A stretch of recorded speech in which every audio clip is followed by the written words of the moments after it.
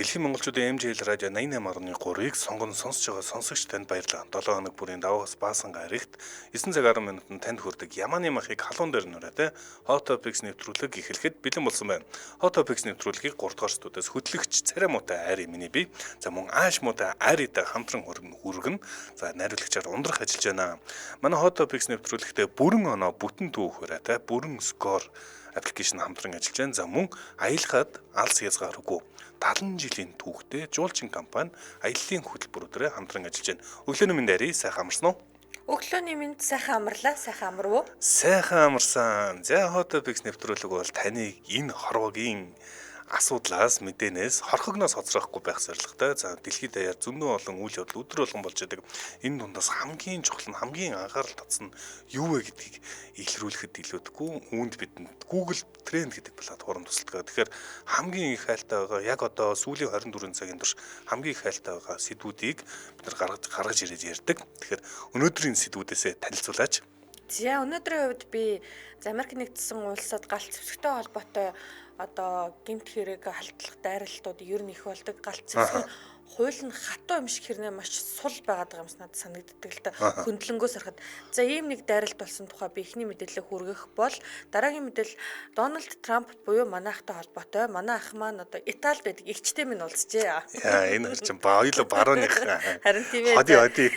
Итали улсын ерөнхий сайд анхны эмэгтэй ерөнхий сайд гэж байгаа Жоржиа Мелони Вашингтон улсад айлчлаад за ингээд Дональд Трамптай уулзаад ер нь тэр тарифын асуудлын талаар за тарифын асуудал дээр Дональд Трампыг ятгаж дийлдэхгүй махад Европын холбоотой арай нааштай харилцах тал дээр нэлээ ярилцсан сурагтай байна.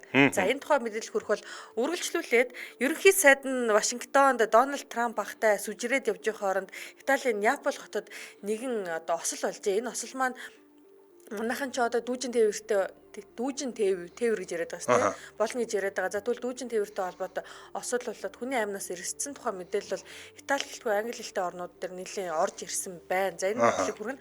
За тэгээд мэдээж ингээд бид хоёр бол ерөнхийдөө ингээд манай нэвтрүүлгийн цаг маань 6 мэдээлэл хүрэлцдэг л дээ. Тийм заримдаа ам халуултгаар 5 их ч юм ярьчаад байдаг. А гэхдээ мэдээж цаг хөрөөл үргэлжлүүлээ би 4 дахь мэдээгээр 28 жилийн дараа гэдэг нэртэй маш алдартай зомбитой холбоотой дэлхийн сүрэлтэй холбоотой киноны трейлер цэцэгдсэн тухай мэдээллийг татаж авсан байна. За би өнөөдрийн сэдв за шинжлэх ухааны сонирхогчдын хувьд бол нэг сэдв анхаарлын төвд оруулж ирсэн. Энэ бол K218B гэдэг юм гаригтай холбоотой. Ер нь бидний энд надад нэг энэ эрдэмтний хэлсэн үг нь үнэхээр сонирхолтой санагдсан. Заримдаа бид нар мэдгүй мөртлөө маш том хувьсгалын дунд явж идэг, хувьслын дунд явж идэг.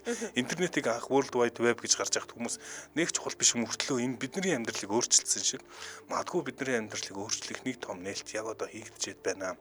За бид нар бол хариг байдгийн биш үү гэдэгт бодлоо өөрчлөх хэмжээний нээлт гэх юм уу олсон ийм мэдээ. За олон хүмүүсийн анхаарлыг татж байна. Улс болгон дээр гарч ирсэн байлээ. Америкийн нэгдсэн улс жишээ нь 100 мянган хайлттайгаар K218B гэсэн бол Их Британд Alien Life Planet буюу хариг одоо гариг гэсэн нэртэй хайлтууд инхүү тэргүүлж эхэлсэн. Тэгэхээр энэний талаар бүгдээрээ сайхан дэлгэрүүлээд ярина. За дараа нь Их Британд Менендес гэдэг хайлт гарч ирсэн. За Менендесийн анхны дүүсийг бид нар Hot Topics түрүүний 7 хоногийн дугаараар ярина гэж яагаад тэгээд тэгсийгэд ярьж бол амжаагүй. Энэ удаа дээшээ гаргаж ирээд Менендесийн анхны дүүсийн хэрхийг дахин сөхөөд юу боллоо яалаа гэдэг тухай дэлгэрүүлж ярина. Яагаад энэ Менендесийн одоо анхаарлын төвд байгаад байх вэхээр Менендесийн ах дүүстэй холбоотой шүүх хурал өчигдөр болж өндөрлсөн. Тэгээд эргэн санаад бүгдээр ярьцгаая.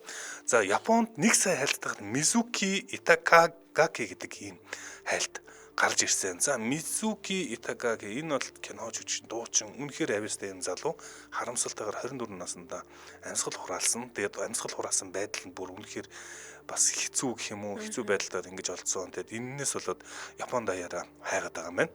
За тэгээд Оросд Дмитрий Лукин гэдэг хайлт бас 2000 хайлтаагаар тэргүүлж эхэлсэн байлээ 700% өсөлттэй.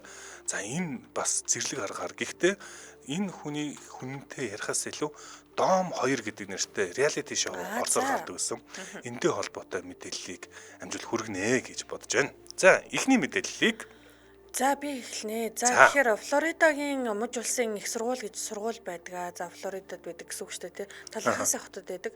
За энэ сургууль дээр одоо орон нутгийн цагаар 11 цаг 50 минут өглөөний 11 цаг 50 минут гэсэн үг л дээ баг үдийн үед. За нэгэн зэвсгэлсэн этгээд за энэ хүн маань болохоор 20 настай Phoenix Eichner гэдэг залуу болох нь бол тодорхой болсон. Тэгээд тухайн сургуулийн их сургуулийн оюутан залуу маань одоо галт зэвсэг нээгээд 2 хүний амь насанд хүрээд 6 хүнийг хүнд онц ноцтой гимтээсэн гэсэн ийм мэдээлэл яг одоо цацагдсан байна л да. Тэгэхээр одоо тренд дээр бол жишээ нь FSU буюу Florida State University гэдэг үг нь 2 сая хайлттай явж байна. Тэгэхээр яг одоо эд өөрнөөд одоо Америкчуудыг сонирхоод гэж одоо ерөөхдөө тэгээд Америкт одоо энэ галт зэвсгээр ингээд зэвсгэлсэн халдлага бас хитрхи ихж болох юм шиг болдог юм шиг надад санагдтыг. Магадгүй манайх өөрсдөө яг ангийн бүгд зөвшөөрдөг бах те. Тэгтээ гар бүгд зөвшөөрдөг үг би мэдэхгүй л юм л та. Хаана? Монголд. Монгол гар бүү зөвшөөрдөг байх л та. Тэг ангийн буу бол байгаад байдаг. Тэг хөдөөгөр бол байдгийг би бол мэдээлэн л да. Тэгээд ингээд залууг бол ямар нэг одоо энэ би Fox News-ийг хараа сууж байна. Энэ дэр бичснээр бол за цагдаагийнхан залууг одоо аюулгүй болгоод дараа нь эмнэлэгт хүргэсэн гэж байгаа. Эмнэлэгт хүргэсэн одоо эмнэлэгт бол цагдаа нарын хяналтанд ор эмчилгээ хийлгэж байгаа. Яаж гэмтсэн тухай нь бол мэдээлэл тодорхой цацагдаагүй байна. За тэгээд хэргийн газраас буюу их сургуулийн одоо тэр одоо кампус барилгын тэндээс нэгэн галт зэвсэг олдсон. За галт зэвсэг чи угаасаа мэдээж дээрээ одоо серийн дугаартай кодтой байдаг. Үүгээр нь ингээ хайгаад үзтэл энэ зэвсэг нь тухайн залуугийн ээж буюу Jessica Eichner гэдэг хүний зэвсэг болж таарсан. Гэтэл энэ хүн маань өөрөө болохоор Leon County-гийн шерифийн газарт 18 жилийн турш тасралтгүй маш сайн ажиллаж исэн шерифийн одоо туслах нэг өсөндө цагдаа хүний хүүхэд болж таарсан. Тэгэхээр ингээ гэртнээсэн ээжийнхаа галт зэвсгийг барьж жоод одоо их сургуулийнхаа барилга дээр очиод 2 хүнийг буудаж хөнөөгөөд нэмээд 6 хүн гимтээгээд бас өөрийгөө гимтээсэн болж таарлаа л да. Тэгээд би энийг түрүү уншиж байхдаа надад нөгөө миний ерөөс ингэ нөгөө нэг ойтоноос гардгүй нэг юу байд юм л да. Одоо аллах тийм Колумбайн алхах сургуулийн ингээд массакр гэж бүр нэрлэдэг хядлага гэд 1999 онд болж байсан. Тэгээ энэ одоо юу одоо халдлагын үеэр 2 ангид нэг ангийн 2 залуу заяа хоорондоо ингээ маш тотон найз байсан. Гэвчиг ингээд нөгөө царай муутайч гэдэг юм уу те нэг ямар нэгэн байдлаар ингээд ангийнхандаа сургуулийнхандаа гадуурхагдж агаад гал ингээд бүр ингээд автомат буугаар гал нээгээд 16 хүн алаад 23 хүн гимтээсэн байдаг. Тэгээ энэ ингээл энэс гадна тэр одоо тэр сүүл бас Virginia Tech-ийн одоо их сургуулийн буудлын үеэр би бас ингээд тод санджлаа л да 2007 онд болсон. Энэ үеэр Солонгос гаралтай бас нэг залуу бас л дээрлэлтээ ингээд нөгөө нэг хохирогч болоод за ингэжихаар би те ер нь ингээд та нарыг бүгдийг чинь алчээ гэд Virginia Tech гэдэг одоо их сургууль дээр ингээд бас гал нэгээд 33 хүний амь насанд хүрээд 23 хүн гимтээжсэн. Тэгээ энэ залуу бүр ингээд миний ингээд одоо юуг санджил байна л да. Залуу энэ Сон Хью Чо гэдэг залуу бүр ингээд тэмдэглэл хөтөлцөн. Тэмдэглэл дээр Шекспирээс иш татсан байсан би санаад байдаг байхгүй. Тэг гих мэтчлэн ингээд галт зэвсгийн хууль нь хитрхи сул байд юм уу? Эсвэл ингээд үнэхээр хүн болгон эзэмших хэрэгтэй байдаг болохоор хүн амьтан очиж хөнөөгөөд байд юм уу? Ингээд одоо ямар ч сан Флоридагийн их сургууль дээр ийм нэг халдлага болоод тэгээд одоо хүмүүс бол хайжлаа л та. Надад Айргийн хэлсэн тэр галт зэвсгийн хууль нь хитрхи чөлөөтэй байдаг гэсэн энэ аргумент нь их сонирхолтой санагдлаа л да. Магадгүй нэр олон хүн ингэж боддог баг. Гэхдээ яагаад энийг ингээд Америкчууд энэ хуулийг байлгаад байдаг юм бэ гэдэг нь бас сонирхолтой байж магадгүй. Америкийн нэгдсэн улс угаасаа галт зэвсэг буюу галт зэвсэг бүгд эзэмших ирэхээр ардсан улсаа бий болгосон төр тус нь үүссэн түүхэн одоо энэтэй холбоотой. За нэг нөгөө талаар Америкийн нэгдсэн улс бол хамгийн хүчирхэг улс байх зорилготой гэвэл галт зэвсгээ худалдаанд эргэлтэнд байлгах эдийн засгтай бас холбоотой байдаг баг. За гэхдээ Америкийн нэгдсэн улсын галт зэвсгийн одоо юу гэж тайлбарладаг вэ гэхээр галт зэвсгийн хууль бол хэтэрхий чөлөөтэй байдгүй гэвэл ганцаараа ингэж чөлөөтэй худалдаалаад байдаг улс биш. Чөлөөтэй худалдаад эзэмших хэрэгтэй мөртлөө галт халдлага бага байдаг улсууд бас байдаг. Жишээ Швейцар ч юм уу тийм. Тэгээ ингэж аваад үзэхээр бас яг энэ галт зэвсгийн хууль бас мөн үгүй гэдэг нь өөрөө эргээд боловсролын асуудал юм шүү. Ер нь нэг нийгмийн өөр бас асуудлууд байгаа юм шүү гэж ингэж ярьдаг. Тэр бүх юмыг одоо бас галт зэвсглөө одоо бухад авах нь бол бурууч гэдэг юм уу олон асуудал яригдах бах. Ер нь бол бас тусгаар технологийн бас үн цэн энэ байж магадгүй гэж ярьдаг. Яг гэвэл бүх бүх хүмүүс гарал зэвсэг эзэмшдэг бол өөр улс эзлэх ямар ч боломжгүй болдгоо гэдэг ийм бас ойлголтууд байдаг болохоор энэ чухал. Тэгэхээр жишээ нь одоо манай Монгол улсд бол энэ бас хоёр талаасаа бодож штэ. Би заавал нэг талын зүг гэж юм биш. Зөвхөн нэг талаас нь буруутгаад байх биш. Юм дандаа хоёр талтай байдаг. Тэгэхээр өөр бас юм агуулгууд явдаг болохоор галц зэвсгийн асуудал их сонирхолтой хачин байдаг. Тэгээд тэгж яхад өөртөө ер нь бол нэг нь буутай нөгөөх нь бусдууд нь буугүй бол тэгэл энэ дарангуул шүү дээ. Тэгээд тийм учраас арчлал яаж тогтдог вэ гэдэг санаа нь энэ улс одоо төр тулсын суурны юм учраас магадгүй энийг байлгаад байдаг гэж магадгүй төр тулсын одоо суурин тавигдахдаа энэ үзэл санаан дээр бий болсон учраас тийм. Юунд одоо конгрессийн маш том лобби гэдэг нэг байгууллага байдаг. Энэ галц зэвсгийн холбоо гэж.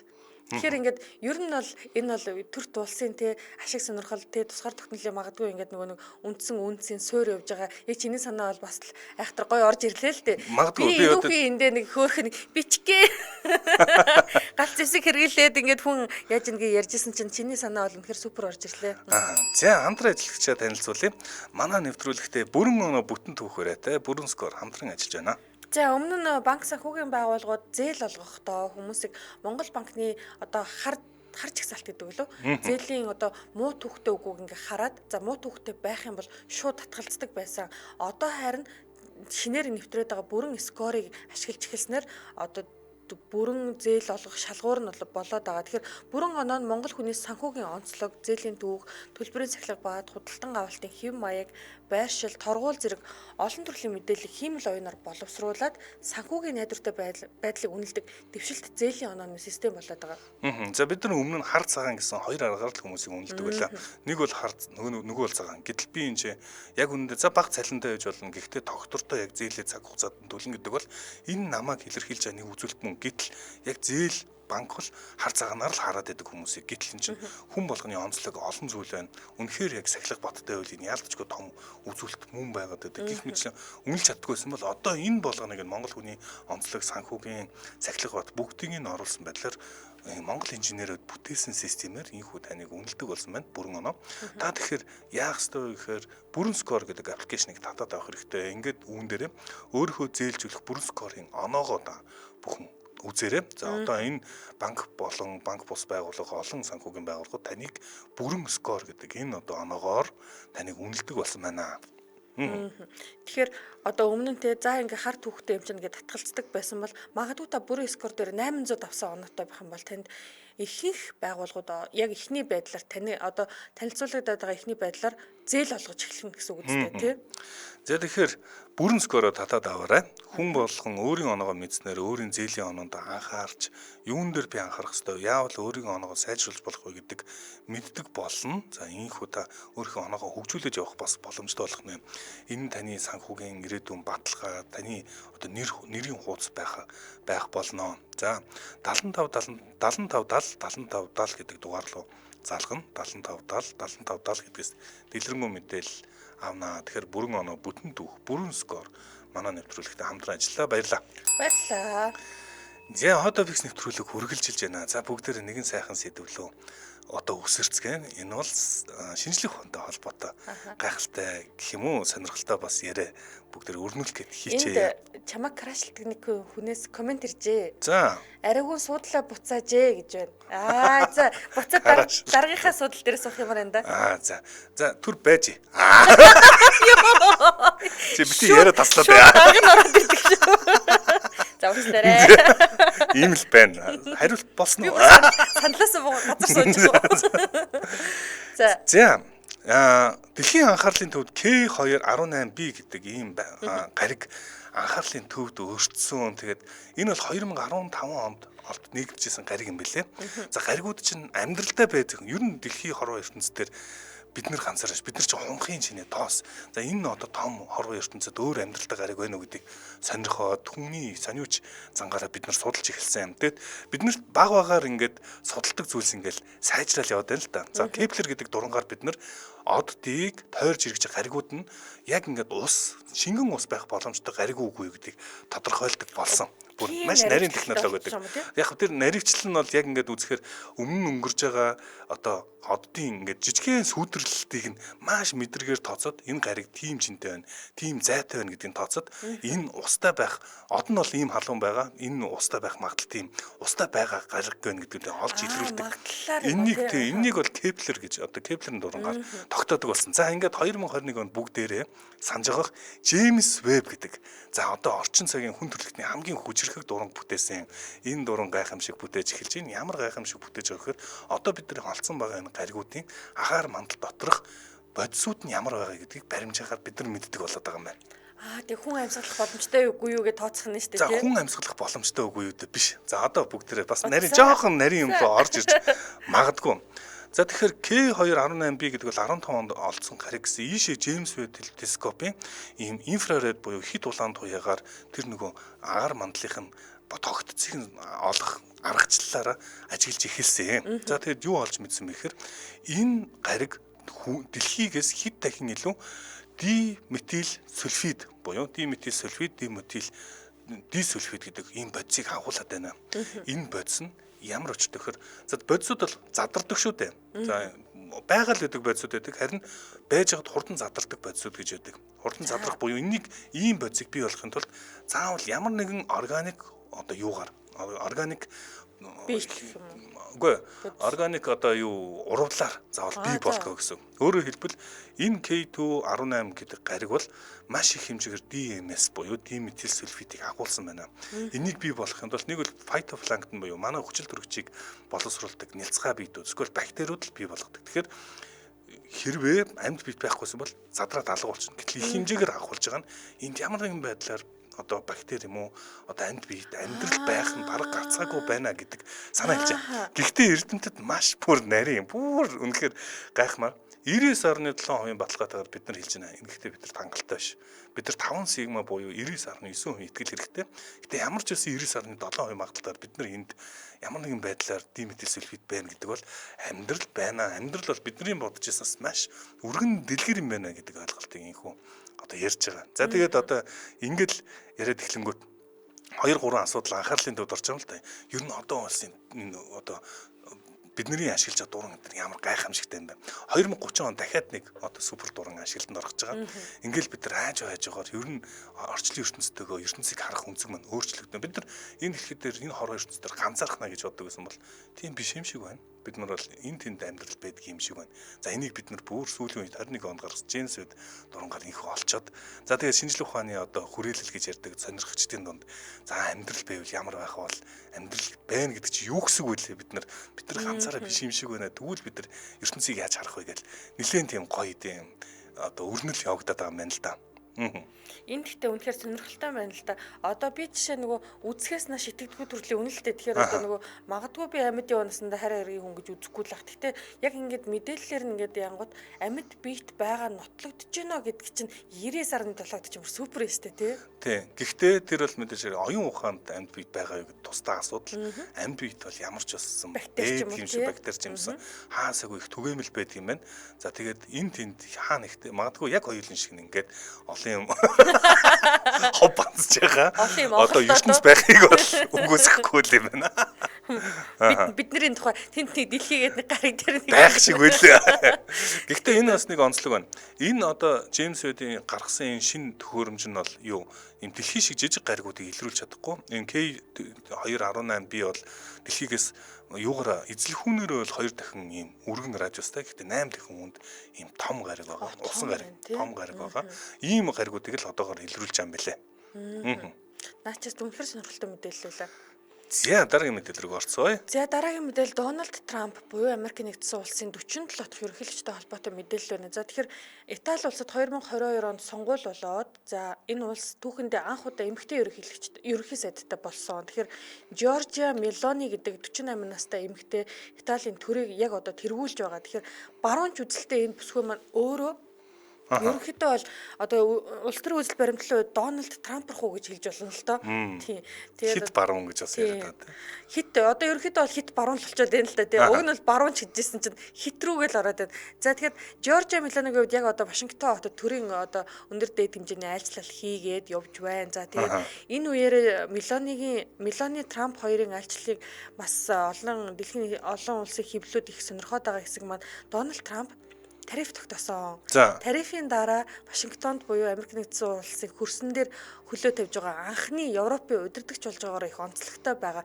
Тэгэхээр тарифын талаар мэдээж Жоржиа Мелони юу ярьсан байх уу гэх мэтчлэн те. Одоо энэ Дональд Трампыг ингээд багахын ингээд одоо буцаагаад ингээд ухрааж болох нөө те. Байр суурийг нь өөрчилж чадах нь гэх мэтчлэн их хүлээлттэй байлаа. За ямар ч Дональд Трампын хувьд болохоор ингэж за худалдааны бол гэрээ хийнэ. 100% хийн бид нар хийх нь бол баталгаатай.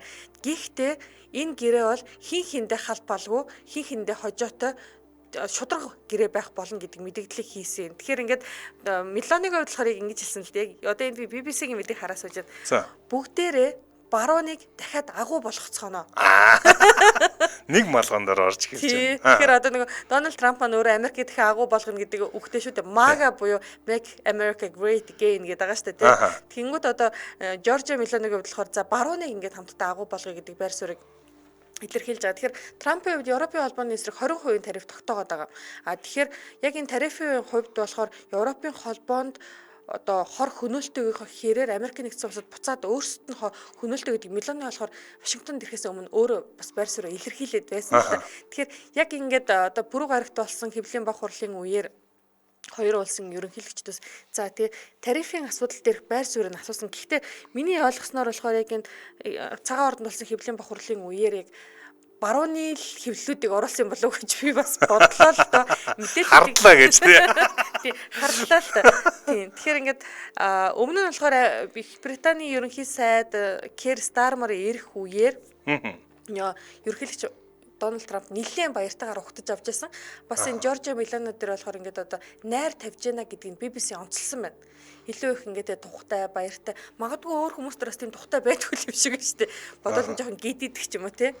За би бол буруу ойлгоогүй бол одоо Илон Маск жишээ нь одоо Alternative for AFD намыг Германд дэмжижсэн ч юм уу. Ингээ харахаар барууны талын одоо засаг барьж байгаа хүмүүстэйгээ илүү зуз байх зорилготой юм шиг байгаа. Аргентины Хавьер Милейг жишээ нь харах жишээд эднээс ингээд нэг талтай гарах гэдэг. Яалтчгүй хэрвээ барууныхантай нэгдэнгэвэл Жоржиа Мелони тэдний багт бол орхон гаралцаагүй байх. Мөрөөдлийн багийн гишүүн мөрөөдлийн багийн гишүүн гэж хэлдэг тийм.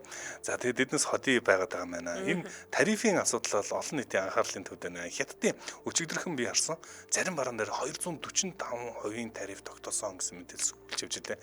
Энэ хоёр чинь 34-өөс эхэлсэн покер тоглож байгаа юм шиг нэг нь 70 84 болгосон чинь тэгвэл би 124 тэгвэл би тэд гэсээр хагаад одоо зарим бараан дээр 245% тариф тогтоосон. Харин тий. Ингээд цэцэрлэгийн хүүхдүүд ч юм шиг тий. Тэгвэл тэд үгүй тэд гэл. За Хятадын сүүлчийн бас хэрэгэлсэн арга нь бол хэлжсэн газрын ховор металлуудын хоргийг экспортын хориг өөрсдийн одоо экспортоо хориг тогтоосон байдаг. За ийхүү бас өрнөж байна да. Дараагийн мэдээлэл рүү оръё. За дараагийн мэдээлэл Menendez гэдэг одоо хайлт Их Британд орж ирсэн.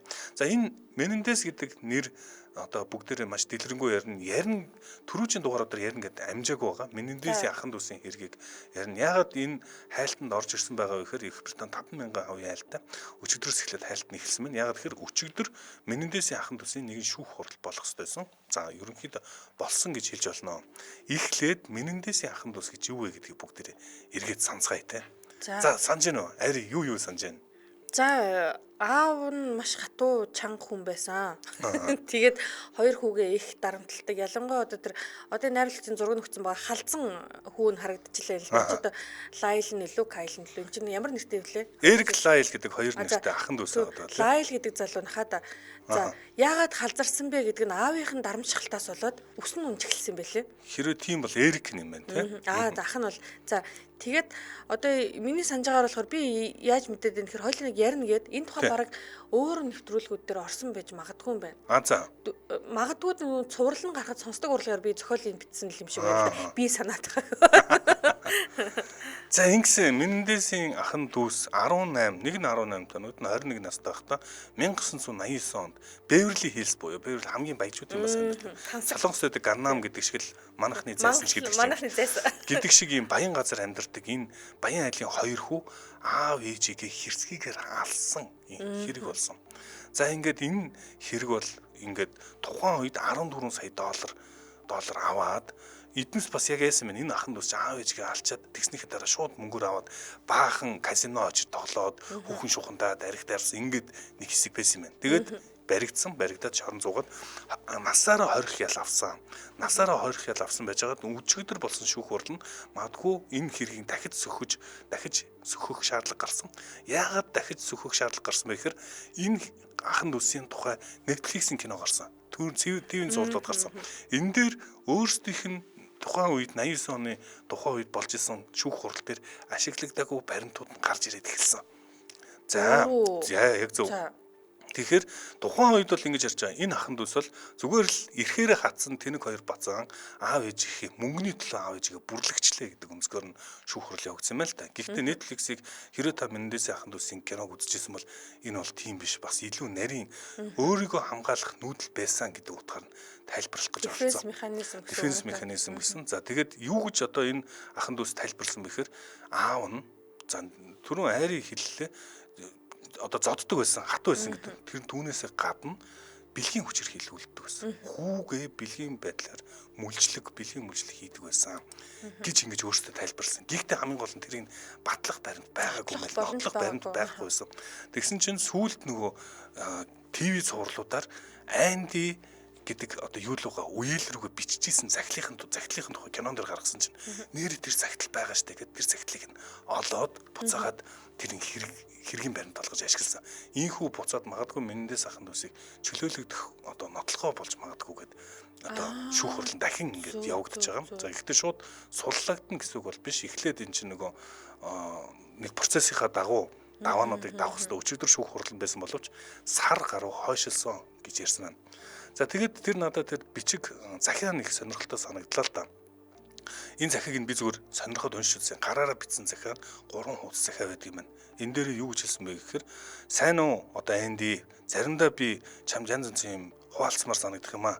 Гэхдээ аавтай холбоотой бид хоёртой холбоотой нэг асуудал ярмаар боловч ээж минь аавыг хитрхи дахин шүтсэн байдаг. Миний чамд юу гэж хэлэн бүгдийг аав таягуулаачаад хэлчихнэ гэсэн юм байдлаар одоо гараараа бичсэн байгаа. За би энэ чинь ингээд амьдрал гацчлаа тэгээд яаж чадахгүй юм ганцаардмал байгаад байна гих мэтчлэн байдлаар энэ нууцлаг байдлаар бичсэн энэ захиа магадгүй 88 онд бичижсэн энэ захиа юм байна үеэл рүүгээ. Энэ Энди Кано гэдэг үеэл рүүгээ бичижсэн захиал нь загтал нь сүүлийн одоо хэргийн баримт болж батлагдах магадaltaй нэрнгээсээ магадгүй ахын дүүс нь аав ээжигээ аав нь хүчирхийлээд байсан учраас энэ бие хамгаалах зорилготойгоор одоо үйлдсэн хэрэг байж магадгүй гэдэг ийм яриа яригдж байгаа. Энэ найрлагч яг одоо цагтлынхын зургийг хөвчлөлөө ингээд улаанаар тодруулсан хэсэг дээр нь орой болгон би ороод ирэхүй гэж ингээд хүлээдэг боддог болчлоо гэдэг ингээд ороод ирэх бидээ гэж бүр үхлээ. Ямар муухай бэ ёо. Би киног нь үзсэн л дээ ялцчихв. Цуврал дээр ингээд энэ хоёрын чинь яг эцэг хийгээ хөнөөсний дараа шууд буруутгаагүй. Яагаад тэгэхээр тэг ингээд Беверли Хиллс амьдардаг. Тансаг ингээд те гэр оронтой ингээд 40 олон сая долларын хөрөнгөтэй гэр бүлийн ингээд хоёр хүн хизэж эцэг хийгээ хөнөө нэг шинж бодохгүй. Тэгээд энэ хоёр чинь тансаглаа те чи энэ хэлсэнчлэн казинод орсон үнэтэй машин авч унсан те. Тухайн үед нь Беверли Хиллс даяар одоо мафийн эцэг хийн хөнөөчлөөгд Беверли Хиллсийн тэр нөө баячууд гэрээсээ ч гарч чадхаа байцсан. Тим их айцтай тийм бөөнөрөө би хамгаалж авцсан яг тийм үйл явдал болсон. Тэнгууд одоо зураг дээр өгöd байгаа энэ одоо энэ хоёр чинь тухайн үед үнэхээр царайлаг залуус гэдгээр их алдаршсан тий. Тэгээ царайлаг ахын дүүс гэдгээр их ярьжсэн. За дүү нь болохоор кинон дээр яаж гардаг вэ гэхээр сэтгэл зүйчтэй уулзсаар байгаа тий ингээд нөө дотор нагаа тэр нэг тийм буруугийн мэдрэмж шүү дээ буруу зүйл хийсэн тэрнийхээ сэтгэл зүйчтэй хэлээд сэтгэл зүйч нь ингээд бүр ингээд би амар том хэрэг мэдчихлээ шүү дээ гэх юм салгалаал заяа нөгөө бүр ихнэрлүүгөөш нууц амраг руу уцаар ирдэг лүү дээ яг гих мэдчихлээ ингээд нөө сэтгэл зүйчээс нь тэр хэрэг задарсан гэж гартай өөрөөр хэлбэл энэ ахан дүүс бол өөрсдөө яаж өмөрхөө мэдгүй байгаад байсан гэсэн чинь нэрнгэсээ энэ үйлцэн цаад бүр ингээд нуугдсан байсан шалтгаан бол энэ хүчирхийллийн асуудал байгаад байсан гэдэг. За энэ бол бүр ингээд үнэхээр олон нийтийн ялцчгүй анхаарлыг татаад байдаг сэдв л дээ. Тийм учраас Мендесийн ахан дүүсийн хэрэг ингээд шүүх хурал нь яах вэ? Магадгүй чөлөөлөгдөж магадгүй эсвэл өргөжлүүлээд насан туршдаа суух нь. Одоо эднес чи 50 гарцгаацсан юм байна. Тухайн үед 18-21-тэй байсан. Ихэд баг насаараа шахах одоо ингээд шорон цуцсан судлагдаж магадгүй юм шиг яриа болохоор хүмүүс сонирхоод байгаа юм байна. Зэ манай хамтран ажиллагч аялахад алс хязгааргүй 70 жилийн түүхтэй жуулчин компани аяллаа хөтөлбөрөөр хамтран ажиллаж байна. За жуулчин компани маань Монгол улсын анхдагч ууган аяллаа компани аа. Тэгэхээр 70 жилийн туршлагатай мэрэгжлийн хамт олон таны мөрөөдлийн аяллыг бодит болохоор зорин ажиллаж байна. Тэгэхээр бит хоёр болохоор гэр бүлэрээ нэмээд бас ингээд нөгөө бизнесийн аяллуудыг санал болгоо. Ялангуяа гэр бүлэрээ гэдэг дээр би за хүүхд чухтаа аваад аялах аялал гэхээсээ илүү ээж аваагаа явуул их гоё аяллууд гэж хараад байгаа юм л та. Ялангуяа одоо 4 сар санал болгож байгаа аяллууд донд нь хамгийн баялаг хөтөлбөртэй, хамгийн хямд үнэтэй, шууд нислэгтэй жанжаажиг аялал би бол одоо магадгүй ээж аваагаа те тэнгис талаа үзүүлнэ төвчөд плэж байгаараа ээжигэд одоо нөгөө гайс эмигийн дуун дээр байдаг шүү дээ. Тэрэн шиг ингээд явуул энэ хүү аяллаа турш хятадын гайхамшигт байгаль үлгэрээ мэт уулс хамгийн өндөр шилэн гүрийг үзэх боломжтой яг одоо аялахад хамгийн тохиромжтой цаг үе. Бид нар чинь нөгөө хар халуун турк зүгээрс та. Гэхдээ би бол ингэж бодсон. Турк халуун байсан. Халуун байсан ч хүйтэнч байсан ч аялах үнэхээр гайхамшигтай. Гэхдээ яг гой цагт нь аялал бүр тасарлаа. Тэр яг одоо тийм цаг үеийн байгаа юм байна. Одоо аялахад бол цаг агарын хувьд бол үнэхээр таатай үе хүрнэж байгаа юм байна. Тэгэхээр та цаг алдалгүй захиалж болно шүү. За Туркийн 3 хотын гайхамшигт одоо мэдрэх аялал бас санал болгож байгаа. Шууд Турк руу нислэгтэй Анталигийн хэрэг дээр за Анталигийн хэргийг сонсон чинь бас огшиж байна. Анталигийн хэрэг бол миний ингээд газар дээр үтсэн диваажин байсан л гэж би бодсон. Одоо тэг бүх ингээд all inclusive буюу ингээд бүх юм ингээд үнгүүгээр багцсан ч очиж 5 хотож очиж буудал бууцсан тий. Ингээд зүгээр ингээд 2 алхаад бассейн руу ороод 5 алхаад далаараа орлоо.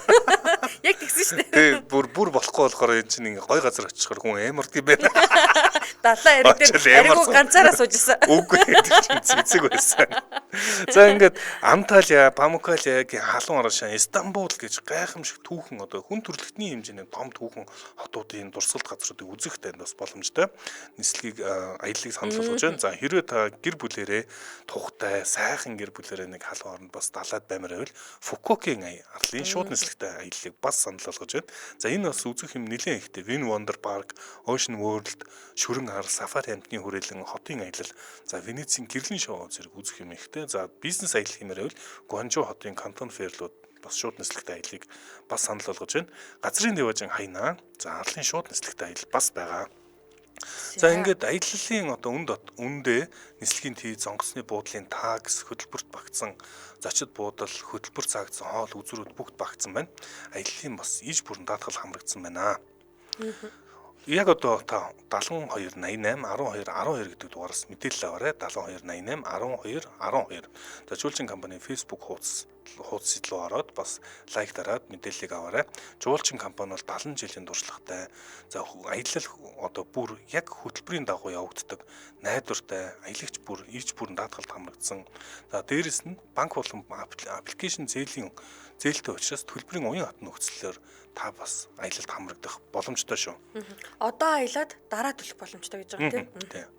За энэ хүмүүс манай нэвтрүүлэгтээ аялахад алс хязгааргүй ураатай жуулчин компани хамтран ажиллаа. Баярлалаа. Баярлалаа. За хот офис нэвтрүүлэг үргэлжилж байна. За дараагийн мэдээлэл рүү орох уу да? Дараагийн мэдээлэл би нэг мэдээлэл танилцуулчих уу?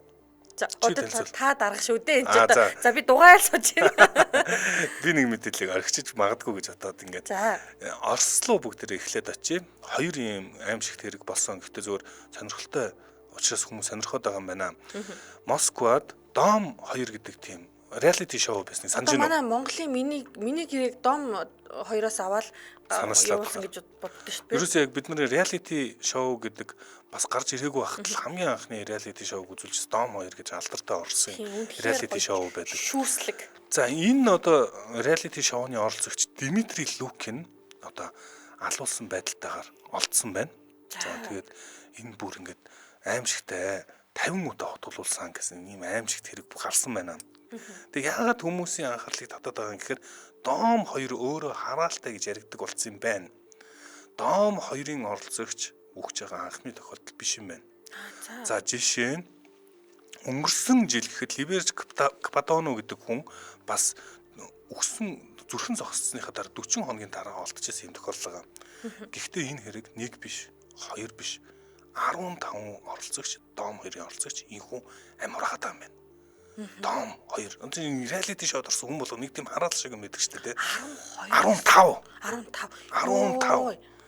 За Дом 2-ын төсөлтөд оролцсон оролцогчдын нас урсан тоон 15 гэхээр үнэхээр бүр ингээд хараалтай гэхийг хүлээн зөвшөөрөхөөс өөр аргагүй юм уу? Ийм байдалтай одоо ингээд яваад байгаа юм байна. За энэ амар тийм. Гэхдээ бүр ингээд юу болоод байгаа юм гэмээр Дмитрий Лукны хэрэг бол мэдээж хэрэг одоо хүмүүстэй муудалцаад тэрнээс болоод алуулсан гэсэн байдалтай боловч том зургаараа Дом 2 гэдэг энэ одоо юу чин шоу чин хараалтай юм уу гэсэн ийм одоо юунд хүмүүсийг гайхшилт төрүүлээд байгаа юм байна. 15 дахь тохиолдол болж юм. За ингээд. За мөн бас нэг харамсалтай хэрэг болоод байгаа нь Японд бас нэг Мизуки Итакаги гэдэг энэ залуу нас орсон. Мизуки Итакаги гэдэг бол энэ кино жүжигчин.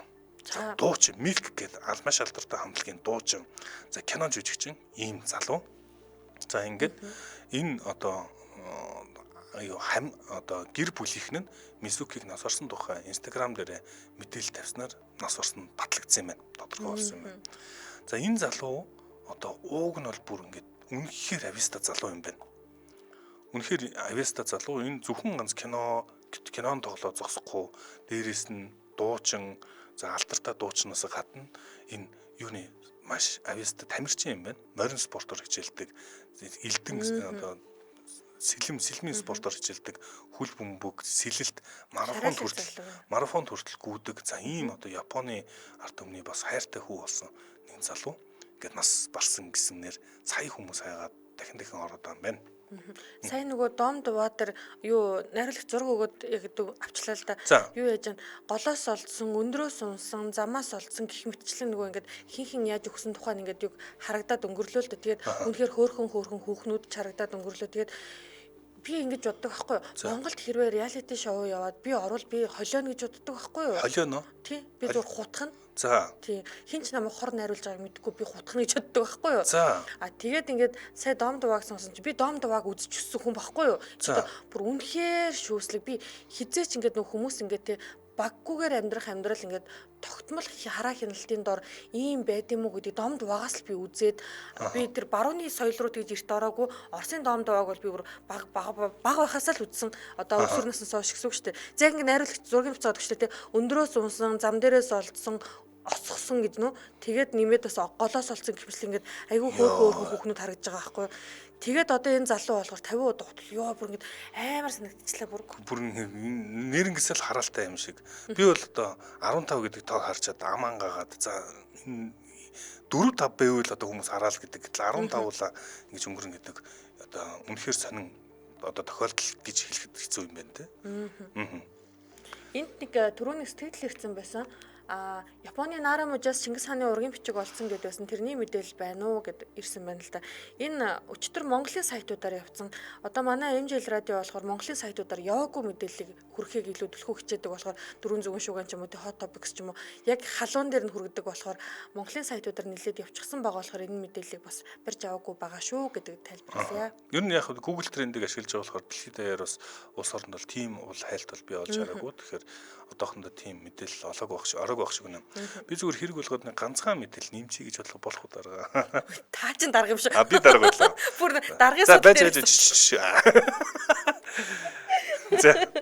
За Британд энэ өчигдөр ийм хайлт нэлийн дээгүүр орж ирсэн байсан. Radio Frequency Direct Energy Weapon гэдэг энэ нөгөө радио давтамжийн ашигласан ийм эрчим хүчний зэвсэг туршлаа гэсэн ийм мэдээлэл бас нэлийн анхаарлын төвд орж ирсэн байна. Энийг британчууд анх ингээд туршлаа. За өөр их хүчтэй байдлаар гэх юм уу.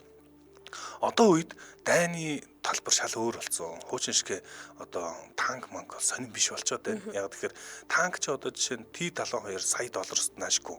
За Абрахам танк 10 сая доллар, Leopard танк 30 сая евро гэд ийм үнэтэй танкуудыг зүгээр л $1000 бүтсэн дронууд очиж устгаад байна. Тэгэхээр чинь үгүй утгагүй хэвчээ 30 сая долларын төхөөрөмжийг зүгээр дронууд очиад $200 $1000 дронууд устгаад ахаар энэ одоо ерөөсөө орчин үеийн дайны одоо нөхцөл байдал дрон суурьт болсон. Дроны л дайн болох гээд байна гэсэн. За энэний эсрэг бас технологиуд бас улсууд хөгжүүлж ирсэн байна. Тэгээд британчууд энэ нөгөө радио давтамжаар дронуудыг олноор нь шарж устгадаг дотох нөгөө юуны электрон тоног төхөөрөмжүүдийг устгадаг ийм төхөөрөмж төрж үзээд ийхүү 100 дроныг зэрэг анхаараас устгаж үзсэн туршилт хийж үзсэн байна. За тэгэхээр энэ бас их хүмүүсийн нөхцөл байдлыг бас өөрчилж магадгүй. Ер нь дрон хамгийн сайн хийдэг л дайнд ялах гээд байгаа ийм нөхцөл байдлаар ирж байхад британчууд бас нэг ийм тоглолтын дүрмийг өөрчилж магадгүй ийм зэвсэг туршилтнаа зарласан юм байна. Наа чи мөрөстө сонирхолтой юм байна л да. Дронууд дайраад идэг, дроны нустгчингууд. Гэтэ энэ одоо бол энэ цэргээр байлдах бол ерөнхийдөө нэг газар ахаа байцсан гэж би ойлгоод байна те.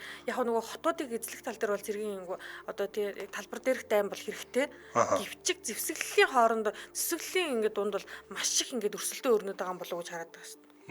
За энэ бол эдийн засгийн л асуудал болоод байна. Тэгээд одоо бол ерөөсө хэдэн сая дронууд л одоо Украин бол жишээ нь өөрсдөө 4-5 сая дроныг өөрсдөө сар болгон үйлдвэрлэж байна гэж байгаа. Тим хэмжээний одоо олон дрон үйлдвэрлэл тэрний дайнал болж өрж байна гэсэн мэдээлэл байна. За энэ хүрээд манай Hot Topics нэвтрүүлэг өндөрлөх болсон байна. Манай Hot Topics нэвтрүүлэгтээ бүрэн оноо бүтэн түүхээрээ те бүрэн скор хамтран ажиллаа. За мөн аялахад алс хязгаараагүй 70 жилийн түүхтэй жуулчин компани аяллаа хөтөлбөрөөрөө хамтран ажиллаа. Сонсогчдоо өргөжлүүлээд радио мэдээгээ хүлээн аваарай. 10 цаг 10 минутаас манай эфир хөгжим төд нэвтрүүлгээр үргэлжлэх болно. За баярлалаа Ари. Баярлалаа Ари.